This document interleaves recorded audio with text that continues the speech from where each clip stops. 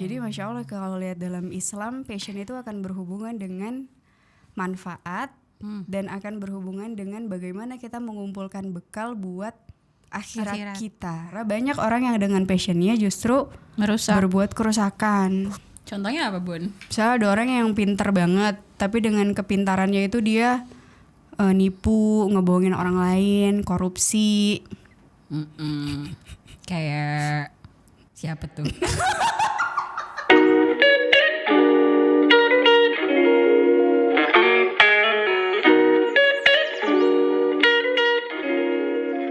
Bismillahirrahmanirrahim. Assalamualaikum warahmatullahi wabarakatuh, teman-teman. Waalaikumsalam warahmatullahi wabarakatuh.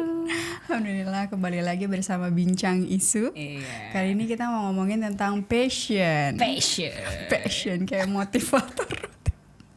Passion. Ngomong-ngomong tentang passion, cerita dong Nap, gimana lo menemukan passion dan apa passion lo? Aduh, mati gue. Macem-macem ya Bun ya. Kalau dari banyak ya. Banyak. Talented. Berubah-ubah kan. Girl. Berubah-ubah kan dari kecil. Ingat dulu. Aduh norak banget. Ingat dulu waktu kecil tuh pernah ikut. Pasti pernah lah punya ikut kesenian apa gitu pas TK. Lomba-lomba. Gue tuh lomba tari piring. Wow. Susah loh. Susah kan? Yes. Nggak, tapi seingat gue sih waktu itu ada lemnya. Ini dulu tuh kayak suka banget, seneng, gemes ya. Pengen jadi penari, ingat dari waktu kecil. Terus beranjak enggak dong, masa langsung dewasa. SD, SMP, SMA kayaknya seperti karakterku yang sangat berisik, suka ngomong. Yes. Kayaknya di situ deh. Tapi nggak tahu apa, ngerti nggak? Kayak suka ngomong deh, tapi nggak tahu apa gitu. Hingga teraktualisasi ketika SMA. Oh, suka ikut kompetisi speech. Debat ya? Enggak. Debat bahasa Inggris. No, speech. Enggak. Sama ini nggak sih? Kalau debat udah pasti kalah ya Bun. Nggak bisa. Ngadepin netizen aja nggak sanggup. Yang ini apa sih? Apa? Yang Nggak pernah gue ikut debat. Kayak drama-drama gitu. Drama apaan? Enggak ya? Itu Dian ya? Kayak Dian deh. Teater gitu. Iya, teater. Oh, gue juga teater. Iya, gue juga teater. Emang cocok lo di kacamata. Iya, gue juga teater dulu SMA. Tapi secara akademis gue juga bagus sih. Tapi nggak passion. Tapi itu kayak ya biasa aja, mengikuti kehidupan aja. Alur kehidupan kan emang harus suka belajar. Nggak biasa aja. Okay. Tapi bisa karena bimbel kali ya. Ya, privilege, bimbel, les, biasalah. Anak-anak perkotaan. Jadi sombong banget. Jadi secara pendidikan akademis tuh ya baik-baik aja karena didukung dengan keluarga yang suportif, alhamdulillah. Ekonomi yang cukup. Jadi baik-baik aja. Tapi kalau secara apa yang disenangi, passion kan, kayaknya kayak gitu. Pengaktualisasian dirinya tuh dari situ. Ikut teater, ikut English Club. Dari English Club itu ada ikut speech contest dan segala macam itu sih. Kayaknya itu deh. Makanya suka cacisius ngomong Inggris, sosokan Inggris. Bagus Inggrisnya. Alhamdulillah. Kalau Bunda apa Bun? Bunda. Kalau aku di bidang tulis menulis itu passionnya yang aku rasain sih tulis menulis. Terus kalau dulu ya itu suka banget sama seni. Jadi gambar, desain. Walaupun sekarang tuh sedang tidak teraktualisasikan lagi. Jago banget gambar. Enggak biasa aja. Enggak jago banget. Jago banget. Enggak ada jago banget lo gambar. Jago banget. Enggak sebenarnya. Jago. Ya terus. Nah, kalau menurut aku pertama benar yang membuat akhirnya menemukan passion, aku ngerasa banget keluarga yang suportif. Jadi dulu setiap aku bikin sesuatu, misalnya aku gambar kayak di karton gitu, so aku tunjukin, Umi lihat deh, pasti wah bagus banget. Terus ada satu lorong di rumah yang isinya tuh gambar-gambar, kalau anak-anak yang ngegambar ditempel di situ, ya gitu. Jadi hal-hal yang seperti itu tumbuh dengan apresiasi ketika melakukan sesuatu, ketika lagi gambar, ketika nulis juga. Kalau nulis tuh pasti Umi sama Abi aku tuh baca. Terus nggak pernah yang ngejek-ngejek atau nggak pernah yang gitu-gitu lah ya. Jadi nggak direndahkan ya. nggak direndahkan. Jadi tumbuh dengan kepercayaan diri bahwa aku tuh bisa dan boleh melakukan apa yang aku suka. Terus ada hal yang menarik ketika kuliah, aku ngerasa passion aku itu terasah atau muncul dalam amanah-amanah dakwah. Ini beneran. Di dalam benak gue itu tadi lo kuliah kelas gitu, apa yang kita pelajari ya ternyata Masya Allah Kodin. Ya itu juga. Tapi munculnya itu kan butuh paksaan ya. Iya benar. Karena kalau di kuliah itu kan sifatnya teori. Dan kalaupun ngerjain tugas itu juga menurut aku nggak terlalu ngasah, karena tugas kan dia sesuatu hal yang porsinya tuh sedikit. Misalnya ada desain apa sih? Visual media, reka bentuk media ya dulu di jurnalistik. Reka bentuk media itu tugasnya bikin nge-layout majalah atau nge-layout tabloid, ya udah gitu doang kan. Sedangkan kalau di amanah-amanah di lembaga BKI Vkon Unpad itu kan banyak. Banyak itu sering kan. Misalnya harus ngedesain poster tuh ada berapa di sepanjang kepengurusan bisa ada berpuluh-puluh kan. Belum bikin infografisnya, terus bikin ngedit videonya. Di situ tuh keasah banget. Jadi akhirnya keluarnya tuh di situ. Terus passion nulis juga keasahnya di situ. Bener udah lama gitu di jurnalistik juga, ketika SMA juga suka nulis blog. Tapi nulis yang akhirnya sekarang jadi buku itu tuh awalnya nulis ketika di amanah dakwah itu, karena memang waktu itu ada tuntutan. Dalam seminggu misalnya waktu itu bikin akun Teh Jasmine, aku kebagian bikin 3 tulisan. Jadi mau nggak mau akhirnya nulis gitu. Atau public speaking misalnya, walaupun nggak bagus-bagus banget juga sih, tapi dulu ketika SMA itu nggak bisa banget ngomong depan umum. Lo kan jago banget ya? Enggak dong. Nggak jago, lebih ke berani aja ya. Ya berani dan tapi itu skill loh, maksudnya bisa mengeluarkan kata-kata dengan sangat lancar, mendeskripsikan sesuatu, itu tuh sesuatu hal yang sangat sulit Just buat like aku. you now. Enggak. Iya. Terus gemeteran, keringet dingin, ngeblank, bener-bener nggak bisa banget dia di depan umum. Tapi kepaksa gara-gara jadi kaput, harus misalnya kalau rapat harus presentasiin sesuatu, ngumpulin korwat sekampus. Masya Allah. Kan juga harus. Apa itu korwat? Koordinator aku. Aduh kawan gue ada terus.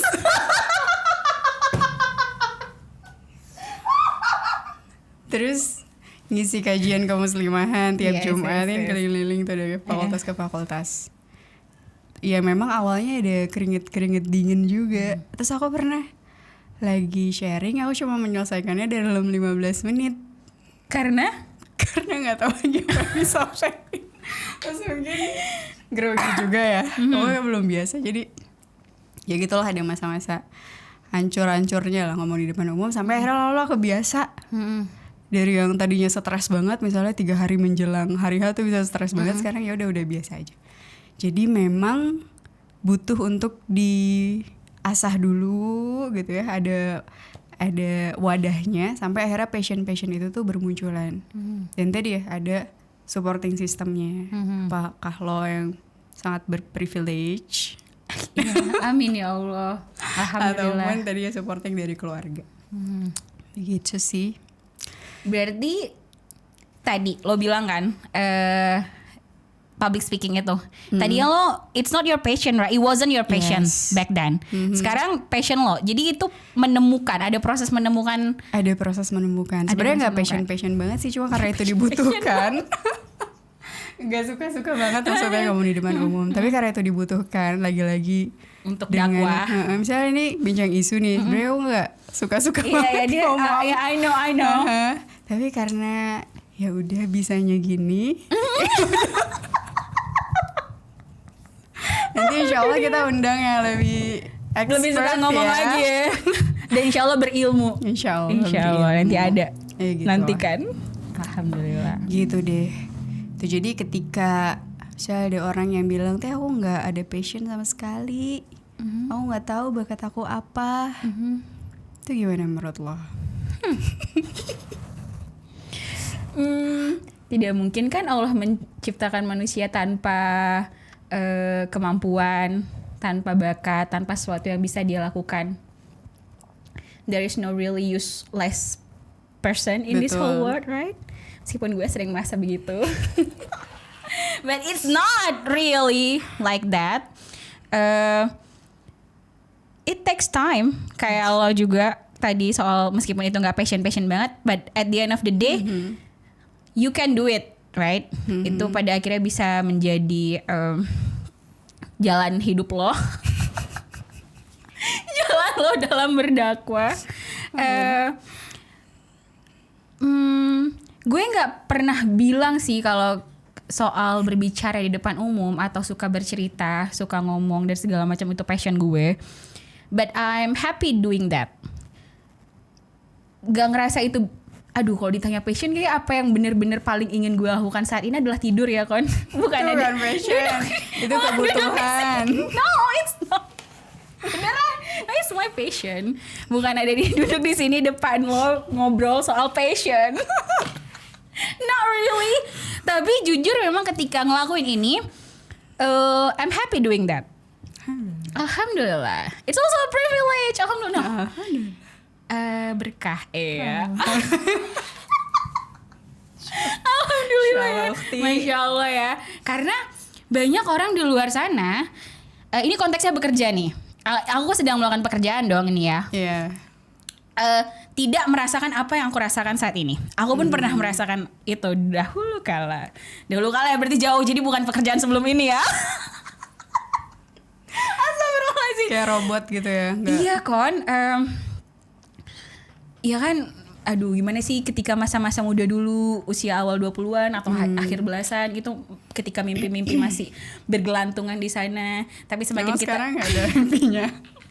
Sekarang sudah pada berjatuhan. Ada berjatuhan mimpinya ditabrak sama realita. But that's life.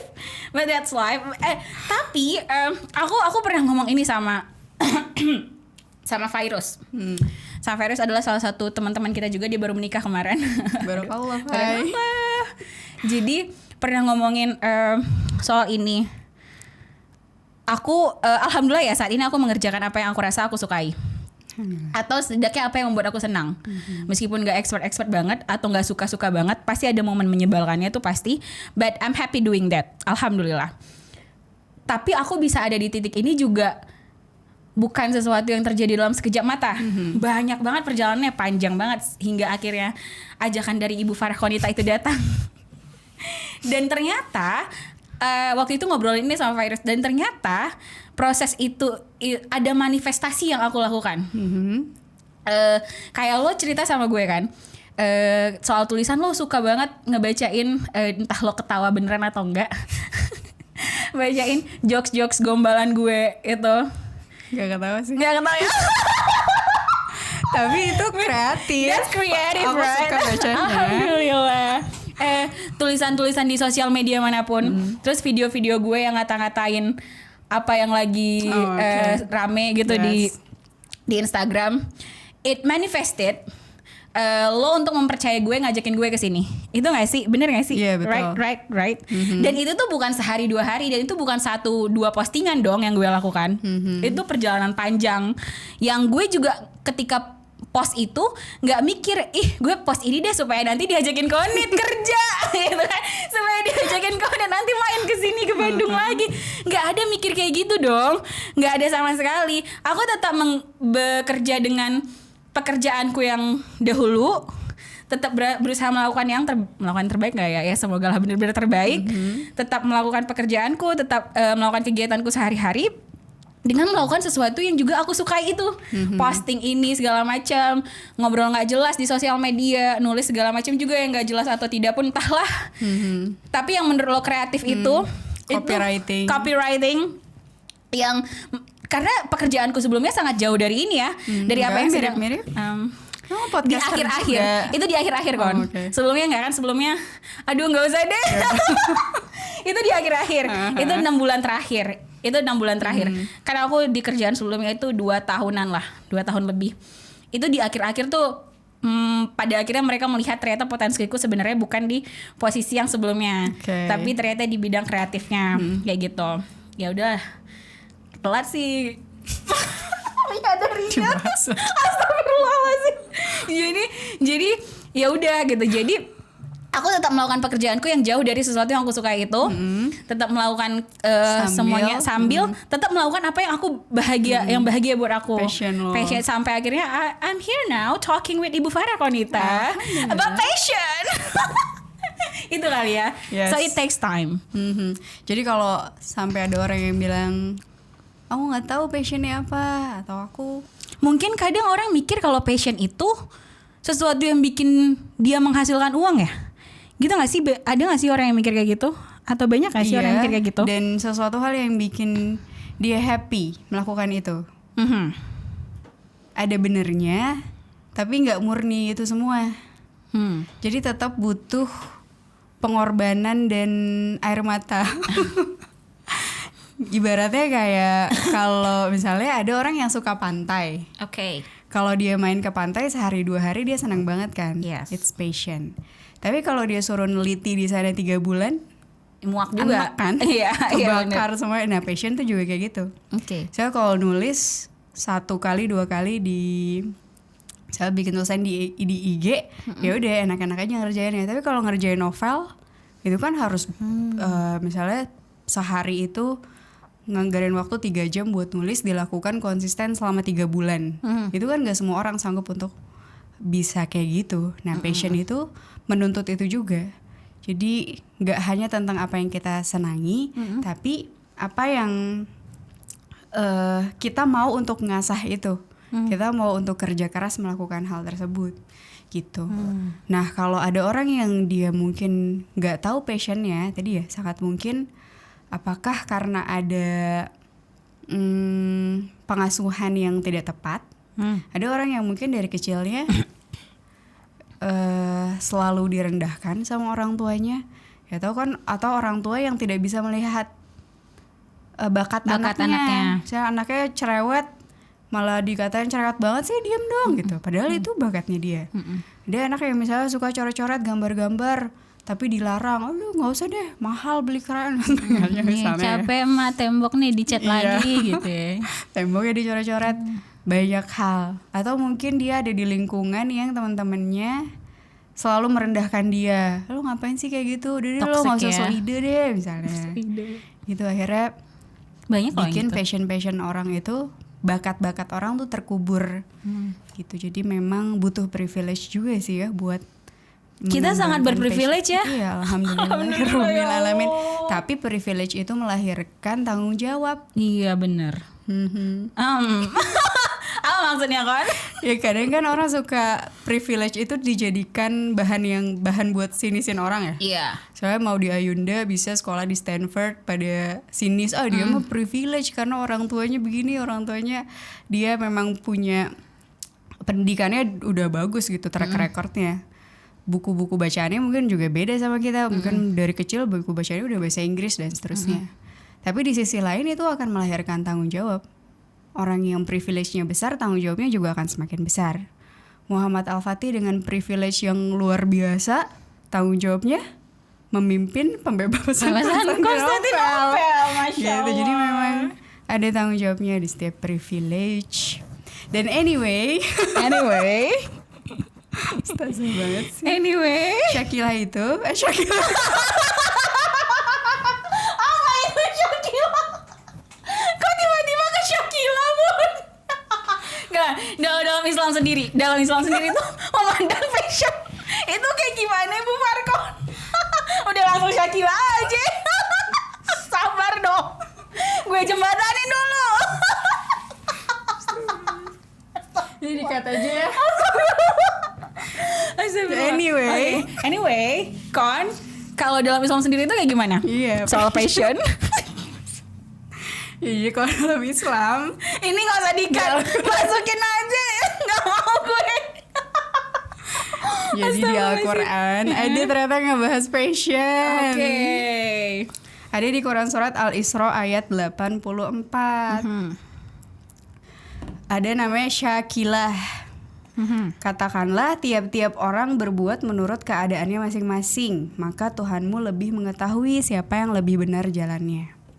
Syakilah ini kalau dalam terjemahan Al-Quran kita artinya keadaannya masing-masing. Tapi kalau kita lihat tafsirnya, syakilah ini tuh potensi, passion, bakat, skill orang.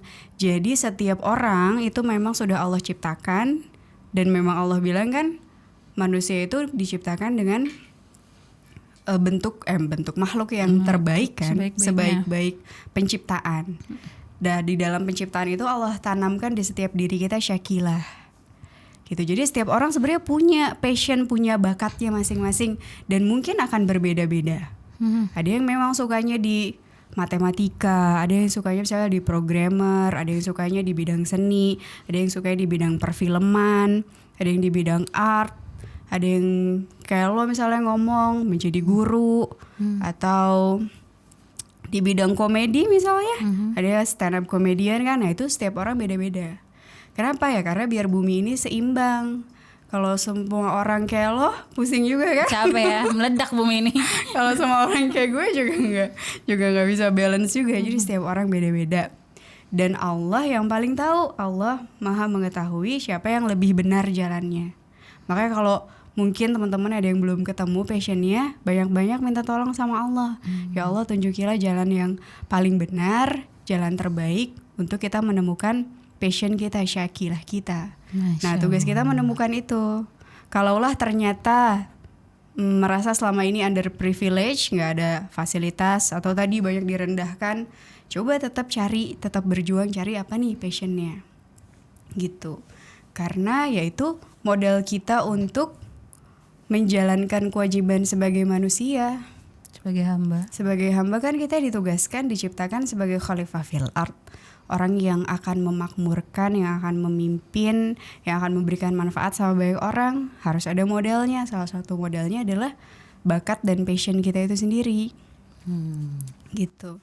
Jadi Masya Allah kalau lihat dalam Islam, passion itu akan berhubungan dengan manfaat dan akan berhubungan dengan bagaimana kita mengumpulkan bekal buat akhirat kita.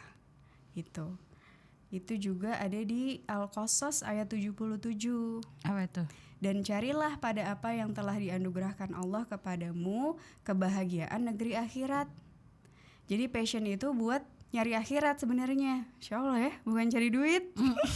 Tapi ada tapinya. Dan janganlah kamu melupakan kebahagiaanmu dari kenikmatan duniawi, dan berbuat baiklah kepada orang lain sebagaimana Allah telah berbuat baik kepadamu, dan janganlah kamu berbuat kerusakan di muka bumi, sesungguhnya Allah tidak menyukai orang-orang yang berbuat kerusakan.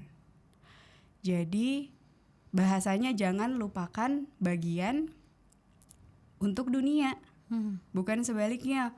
Fokus ngejar dunia, jangan lupa akhirat. Gitu, Masya Allah. Jadi ini konsep yang luar biasa ya, karena memang sebaik-baik manusia adalah yang paling bermanfaat.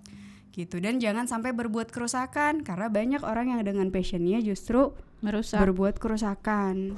Contohnya apa, Bun? Misalnya ada orang yang pintar banget, tapi dengan kepintarannya itu dia nipu, ngebohongin orang lain, korupsi. Kayak siapa tuh? Atau yang nebang pohon, hutan-hutan, mengeruk tanpa melakukan perbaikan, itu kan kerusakan ya. Jadi passion itu justru harus untuk kebermanfaatan orang seluas-luasnya. Nah tuh, kalau passionnya ternyata justru jauh berbanding terbalik dengan apa yang Allah senangi, bagaimana syariat kita gitu, gimana? Harus ditinggalin. Cari passion baru. Iya, passion itu kan banyak dan cabang-cabangnya sangat banyak. Dan itu memang butuh proses ya. Karena memang seseorang itu untuk meninggalkan sesuatu hal yang dia cintai, apalagi kalau itu jadi cara dia untuk mencari uang, nah biasanya berat tuh. Misalnya ada yang passionnya bisnis, tapi bisnisnya itu harus ada ribanya. Ya mau gak mau berarti harus ditinggalin. Itu kan ada pilihannya ya, Kon.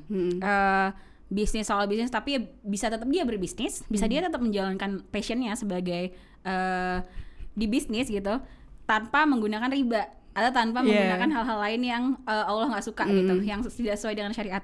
Tapi kalau passionnya emang saklek nih, nggak boleh misalnya apa ya, misalnya modeling, tapi modelingnya ya bisa tetap aja bisa modeling hijab. Tetap ya modeling hijab tuh bisa ya.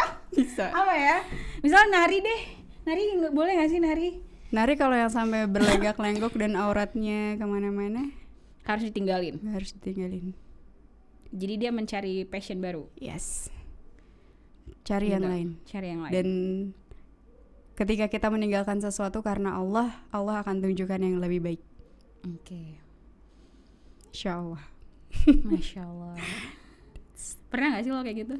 Enggak ya? Itu Lo selalu align ya? meninggalkan Itu enggak. gunung-gunung. Ya dulu salah satu passion aku itu suka banget sama petualang-petualangan. Pokoknya yang naik gunung, itu kayak passion aku banget. Kayak aku banyak berkorban. Oh lanjut. Banyak berkorban untuk itu. Nah waktu itu pilihannya kalau terus ada di lingkungan itu bakalan jauh dari dakwah, bakalan susah ngajinya. Teman-temannya tuh yang suka mabok, terus anjing tuh masuk ke sekre, ya gitu deh. Banyak poin-poin yang akhirnya menjauhkanku. Walaupun itu sesuatu hal yang positif ya, kegiatan-kegiatan beralam. Tapi kadang kita tuh juga harus memilih antara pilihan yang baik dan yang lebih baik. Itu, dan kalau kita ngerasa ada yang lebih baik yang bisa mendekatkan kita kepada Allah, pilih yang lebih baik insya Allah. Masya Allah. Dan kadang ada juga orang yang harus meninggalkan sesuatu hal yang dia sukai kepada hal yang tidak dia sukai, dan itu untuk dakwah juga, dan itu buat Allah juga. Itu untuk ujiannya yang udah luar biasa besar. Luar biasa sih. Misalnya orang yang harus kayak para pejuang di Palestina harus dipenjara. It's not a passion. Dude. Ya itu contohnya terlalu ekstrim. Oh misalnya gini, orang yang dia harus keluar kerja dari bank misalnya karena banknya ada ribanya. Padahal itu misalnya dia punya tanggungan anak istri, keluarga. Tapi karena dia yakin keluar dari situ insya Allah dia bisa cari yang lebih baik, walaupun itu beresiko, ya udah tinggalin. Insya Allah dia yang lebih baik. Kan kerja di bank juga nggak passion juga sih kawan. Ada yang passion. Ada ya passion ya.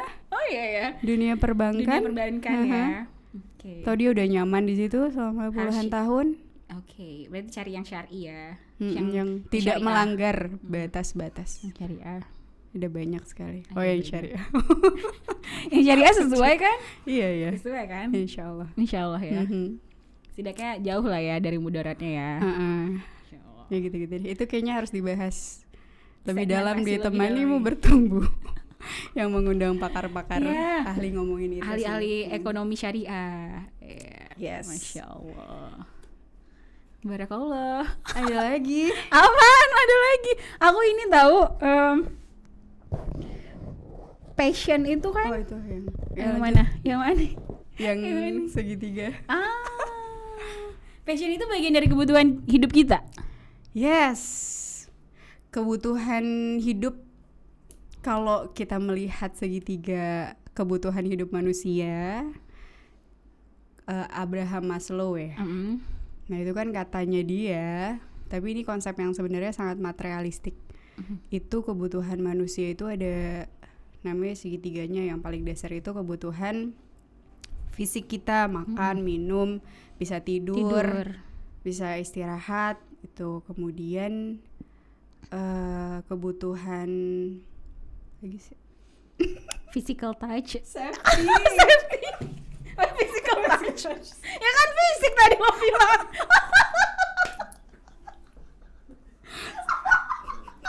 Ya udah pelukan kau nih. Itu yang ketiga. Yang kedua itu safety dulu. Kebutuhan untuk merasa aman. Gak ada yang ganggu, gak ada yang nyuri, itu kebutuhan. Terus yang ketiga kebutuhan baru afeksi. Ada yang sayang, ada yang bisa ngobrol, bisa curhat dan seterusnya. Baru yang ketiga aktualisasi diri kan. Nah passion tuh diaktualisasi diri. But anyway sebenarnya kebutuhan dasar manusia itu iman, bukan makanan, bukan minuman, dan tempat tidur dan seterusnya.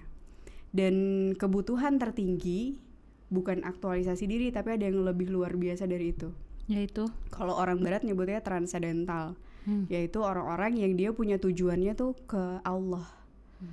Kalau kita nyebutnya Allahu ghayatuna ya, Allah adalah tujuan kita. Nah itu yang ternyata bisa membuat lesatan potensi tuh lebih keren lagi, lebih luar biasa lagi ketika visinya tuh Allah.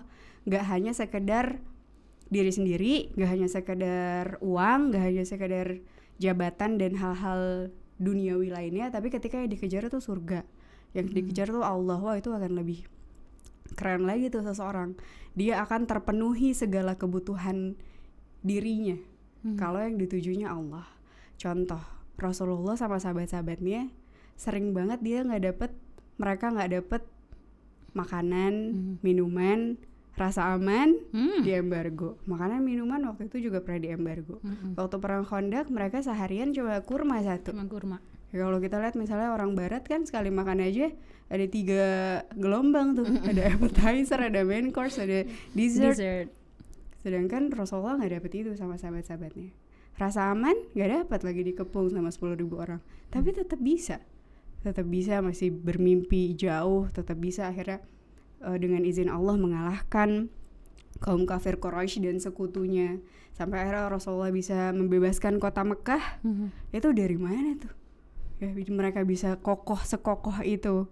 Gak ada yang namanya mental illness, gak ada yang namanya pundung-pundung gitu, gak ada. Kenapa? Karena tadi visinya tuh Allah, sehingga mereka mau mengaktualisasikan diri, mereka mau mengasah bakat-bakat mereka karena tujuannya surga. Dan itu keren banget ketika alasannya seperti itu.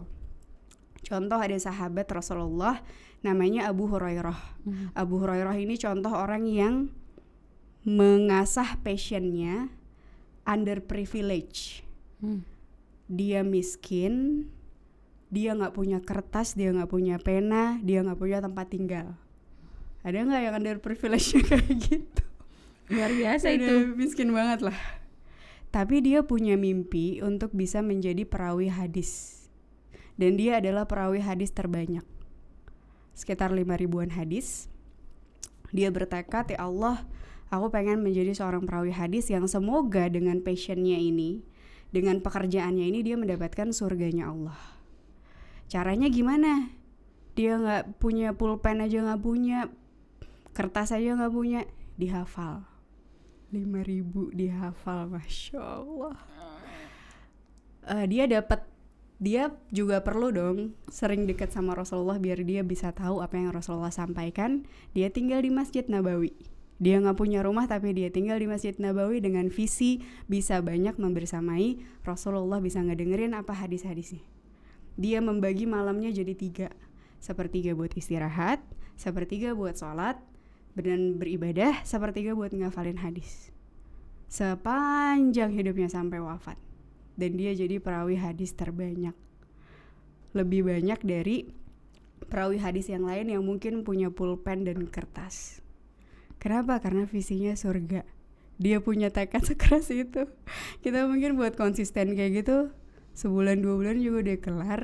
Seminggu juga udah tidur lagi. Kemarin gue perkara laptop kagak bisa ya, gue gak nulis konit, astagfirullahaladzim. Padahal ada HP ya mager di HP, astagfirullah. Ya itu goals gue gak, astagfirullah. Ya gitulah, dan banyak lagi contoh-contoh sahabat dan sahabat Rasulullah yang passionnya tuh ya buat surga. Khalid bin Walid misalnya dengan passion di bidang militernya, jadi komandan perang yang gak pernah kalah atas izin Allah. Sa'ad bin Abi Waqqas jadi pemanah yang gak pernah meleset. Coba dia gimana ngasah skillnya sampai gak pernah meleset. Ya kan pasti juga ada ikhtiarnya kan, selain juga karena Allah. Dan sahabat dan sahabiah lainnya. Tahu Imam Bukhari misalnya, itu juga gila banget gak sih? Karya yang sangat luar biasa. Dia nyari hadisnya aja tuh udah perjalanan yang sangat panjang kan. Satu hadis dia bisa kemana-mana. Kemudian dia dapat ratusan ribu hadis setiap hadis diverifikasi. Dan verifikasinya nggak 3 tapi mungkin bisa 5, 6, 7 orang. Sampai akhirnya dia dapat 6 ribuan hadis yang sahih. Itu kan karya yang luar biasa, kayak melebihi disertasi, tesis, dan apapun hari ini lah ya. Itu karya yang keren banget dan tujuannya bukan duit. Dia nggak dapat royalti. Nggak dapat. Iya Allah. Kalau dapat royalti, Dia kaya dia banget. sekaya apa ya Allah, dia bisa beli bumi ini kali. Dan Masya motivasinya Allah. inget gak yang gara-gara ditantang sama gurunya. Apa tuh? Jadi gurunya nanya, coba ada ya orang yang mau buat karya menyeleksi hadis-hadis yang hari ini beredar sehingga orang-orang tahu mana hadis yang sahih, mana hadis yang doif. Imam Bukhari karena dia mau surga, saya mau melakukan itu. Damn, Masya Allah. Nah itu yang harus kita amalkan juga. Passion itu bukan buat nyari duit semata, ya nyari duit boleh, mengusahakan punya rumah yang gede agar bisa punya studio yang bagus. Itu boleh. Masya Allah. Agak curhat ya bun. Tapi tujuannya ke surga. Iya, supaya studionya bisa buat dakwah. Iya. Ya itu tahun berapa ya? Astagfirullah, Masya Allah Konit. Luar biasa ya Kon ya. Iya, Abu Hurairah, Imam Bukhari tuh Keren banget. kalau dapet royalti tuh segimana kayanya dia. Lebih kaya tuh dari Bill Gates, dari siapa, Elon Musk. Dan pahalanya, royaltinya pahala. Royalti gak pahala. Wah itu pahalanya gak ngerti deh. Sampai akhir masa coy. Kepake terus. Dipelajari, mungkin jadi jalan orang dapat hidayah dari hadis-hadis itu kan.